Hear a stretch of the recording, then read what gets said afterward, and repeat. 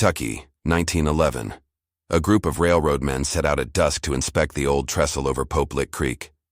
The job was simple: tighten bolts, clear debris, and be gone before the midnight train. But when the fog rolled in, the forest grew silent. No wind, no insects, only the faint sound of something moving beneath the bridge. Moments later, one of the men swore he heard his own name called from below, and the night's work turned into something none of them would return to finish. So before we continue, please make sure to subscribe and let us know where you're watching from. Thanks. In 1911, I worked a section crew east of Louisville. Our stretch ran through fields, pasture, and a narrow cut that led to Pope Lick Creek. That week, the foreman sent us to the trestle to check the bolts and braces after a heavy rain. Water had swollen the creek and driftwood had struck the lower piers. I had 5 men with me in a handcar loaded with spike mauls, lining bars, wrenches, a gauge, a bucket of bolts, and 2 carbide lamps. We pushed off from the siding near dusk and pumped through low country where mist rose from the creek bed. The rails were dark with creosote and sweat from the day's heat. Our orders were to tighten every fish plate across the span, replace cracked hardware, and clear any snags from the outer brace where the creek turned. A freight from the east was due after midnight. We had a timetable folded in the foreman's pocket and a brass watch to check it. Foreman Briggs was a hard man with a stiff jaw and steady hands. He watched the clock more than he watched the sky. Caleb Dunn was a broad fellow from Taylorsville who kept a string charm under his shirt and watched for signs and small things. Oakes had a sharp mouth and a quick laugh even when no one joined him. Eli was young, thin, and fast on ladders. He walked the ties with a clean balance that made the rest of us slow down. Heron Pike spoke rarely and lifted heavy ends of rail by himself without complaint. We had a new man, Miguel, who listened more than he spoke. He watched how we set a bar under a tie and moved as if he had done it elsewhere under different bosses. We had stopped at a store in a small cluster of houses not far from the right-of-way. An older woman behind the counter asked where we were headed. When we said the trestle, her lips pressed together. She told us to keep a lamp turned toward the creek and not to heed voices that called from the dark. She said a thing under that bridge pulled people toward the rail. Briggs thanked her and paid for bread, a tin of beans, and a little wash of kerosene. He gave no room for her words. I kept them anyway. I had heard men talk of a goatman near that bridge when I first joined the crew, mostly to pass time, but the stories always ended in names of the dead and missing. I weighed whether to speak and decided against it.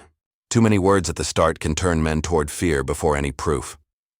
We pumped the handcar to the north, and the ground fell away. Trees leaned in and the air turned cool and damp.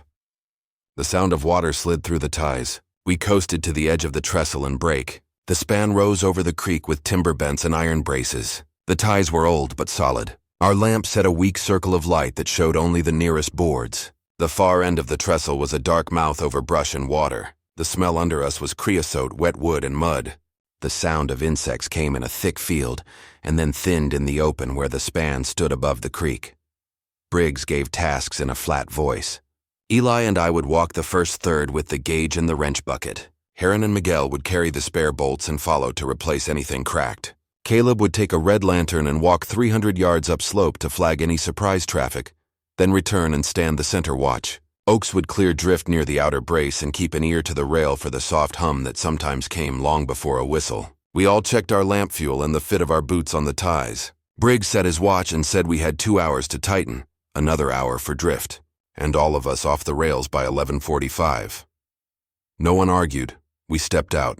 The ties had a thin layer of grit from the recent flood. Each noise carried boots on wood, iron on iron, a quiet cough. We kept space between us in case wood gave way. The creek below moved slow around a bend, then broke over stone.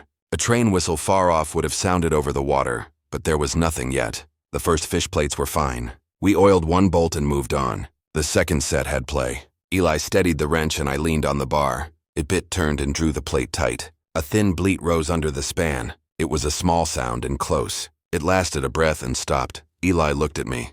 I looked down through the gaps. A few sticks turned in the slow current. A pale patch lay against the outer brace where drift had lodged. I told him to watch his step and keep the wrench steady. The air carried a sour animal musk and damp earth. Caleb called from the bank to ask if we'd heard it. Briggs told him to keep to his post and hold his lantern high. We found hairs caught on a splintered tie, where something had rubbed against the wood. They were coarse and pale. Harlan said it was goat hair. We had seen goats in the fields past the cut, but none would be on a high trestle. Oakes laughed and said some farmer had lost a dumb animal. He swung his hook down to pull a branch from the brace and found a length of rope snagged on a bolt where no rope should be. It was knotted neat and old. He held it up.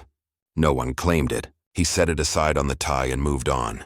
The first odd bolt gave against the wrench and snapped at the threads. Miguel had a new one ready, faster than I expected from a new pair of hands. He slid it through and set the nut. He had a scar on his thumb, a clean line from some other job.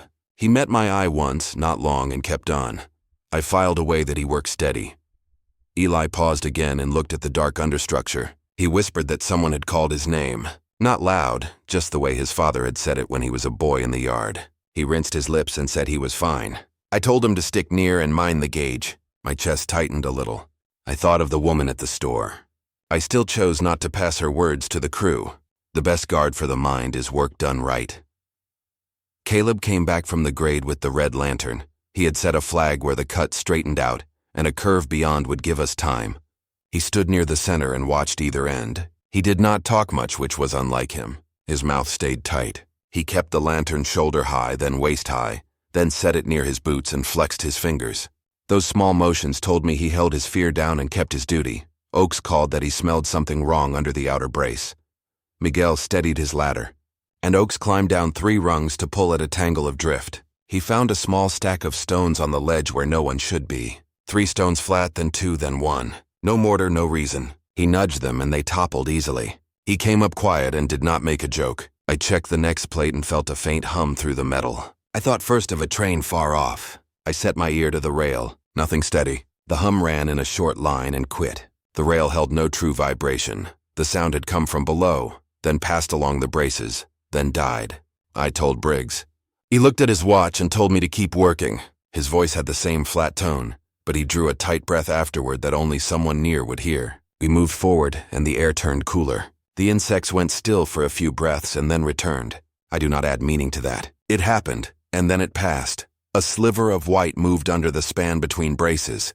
It was not a fish. It was not drift. It moved against the current for a moment and then held still as if it gripped metal. Our lamps did not reach it well. The shape did not rise or sink. It waited there until someone turned a lamp toward it, and then it slid deeper into shadow. Eli set the gauge on the next section. His hand shook a little. He breathed slow until the shake settled. He said again that he heard his name. This time it came from the bank past the far end. It had the same weight as before. He looked down the run of ties toward the dark opening. I set my hand on his shoulder and told him to name the gauge reading. He did. The numbers calmed him. Work calmed him more than my voice.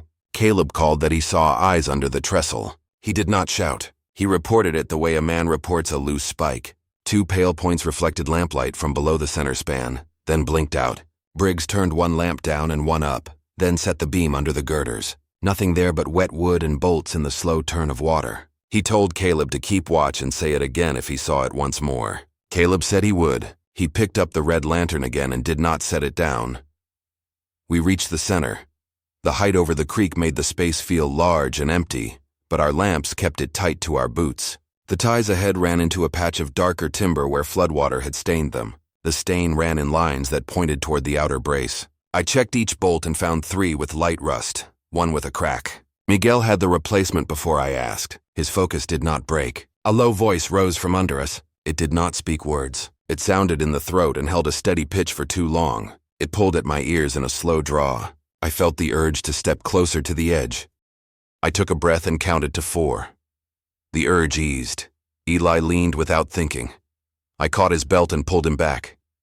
He shook, then nodded. He thanked me under his breath. The voice stopped.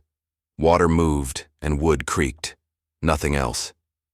Briggs told us to make the far end fast and tighten the schedule. His jaw was tight now. The hard edge in him met something he could not name, and he pushed back with time and order. That was his way. I decided to follow that line. Fear spreads when order breaks. We worked on. Oakes kept his ladder near, but did not go down again. Harlan checked every brace with a mallet. The sound of wood on wood rang except for 1 section near the outer edge where the note came dull. We marked it with chalk and planned to add a support when daylight came and a team could bring lumber. We did not have the weight or time for it now. Another call came clearer. This time it carried a measure of speech. It sounded as if someone said Eli's name and asked for help. The voice was not any of ours. It was not a neighbor's draw. It had a thin, breathy edge. Eli froze. His mouth opened. He turned his head toward the far bank again. I set my hand on him and said his name in a plain tone. He looked at me, then at the rail, then nodded and set the gauge again. I saw the fight in him. He won that moment. From the far end of the trestle, the shape moved across where the beam met the pier. It had the height of a man standing on the lower flange, and the angle of a head that did not sit right on shoulders. It stood still and watched. We watched back. Our lamplight did not reach it fully. The pale points were there again where eyes would be. It did not blink. For a count of 6, we held. And it held. Then it stepped backward and dropped from view without a splash. My chest went cold. I checked the time in my mind and knew we had less than an hour before the freight. Briggs told us to finish the far quarter and then clear the rails. He sent Caleb to the far end to stand with the red lantern while we worked toward him. Caleb hesitated, then went. His boots set a steady rhythm on the ties. The rhythm steadied me. I held to the work. We had to finish or leave it loose. And leaving it loose invites accidents of another kind. I chose the work. I told myself that careful steps and clear heads would see us through. I believed it enough to move. I told myself to lock joints and count breaths. Briggs said through tight teeth for us to keep contact with the ties. He repeated the command 3 times without pause. The repetition cut through the pull. I heard my own breath again and felt the weight of the wrench bucket in my hand. Weight is a fact that cannot be argued away by a voice. Caleb's lantern lowered a fraction as his arm tired. He shifted his grip, and the lantern swung. The light sent a stripe over the creature's chest. Scars crossed the skin. The hair on its lower half was snarled with burrs. The hooves were dark and chipped at the edges from hard contact with iron or stone. No smell reached me then, only metal and damp wood and the faint scent of oil from our tools. A thin whistle sounded far to the east. It could have been wind in a gap, but the pitch matched the first draw on a locomotive horn when a fireman tests the line. Briggs looked at his watch again and then down the span. He made a choice. He told us to back toward the near end in an ordered retreat. Keep formation. Keep eyes on feet and on each other. He told Caleb to hold where he was and not yield another tie. His voice had the old authority again. It steadied us. We began to step back in sync. One tie, stop. Next tie, stop. The bucket cut into my palm. I welcomed the pain. It kept my focus in my hand and out of the voice. Eli moved with a precision I had not seen in him before. He did not shake now. He had found a line and stayed on it. Oakes held his breath too long and then let it out in a rough push. Heron anchored the end near the edge and kept his body between the group and the drop.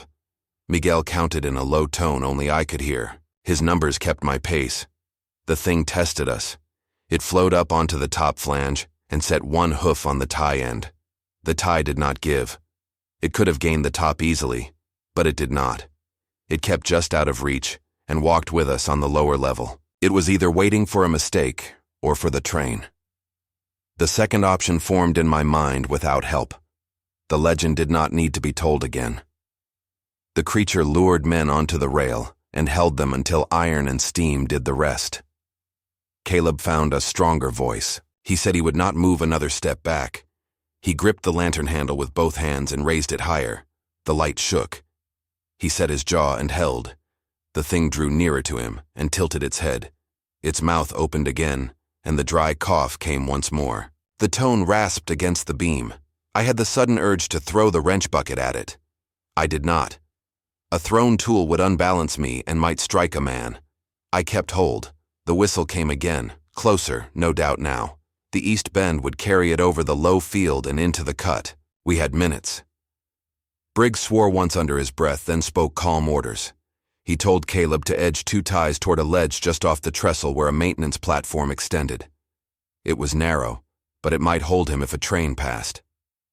He told the rest of us to clear to the near end, get the handcar off the rails and be ready to pull Caleb onto the platform if he reached it. We moved faster. The ties ran under our boots in a steady pattern. The voice returned at our heels, pressing, not pleading. It drove like a spike through thought. It ordered the center man to set his foot on the rail now. It promised that the step would feel natural. My feet twitched. I grounded my heels and bent my knees. I told myself to lock joints and count breaths. Briggs said through tight teeth for us to keep contact with the ties. He repeated the command 3 times without pause. The repetition cut through the pull.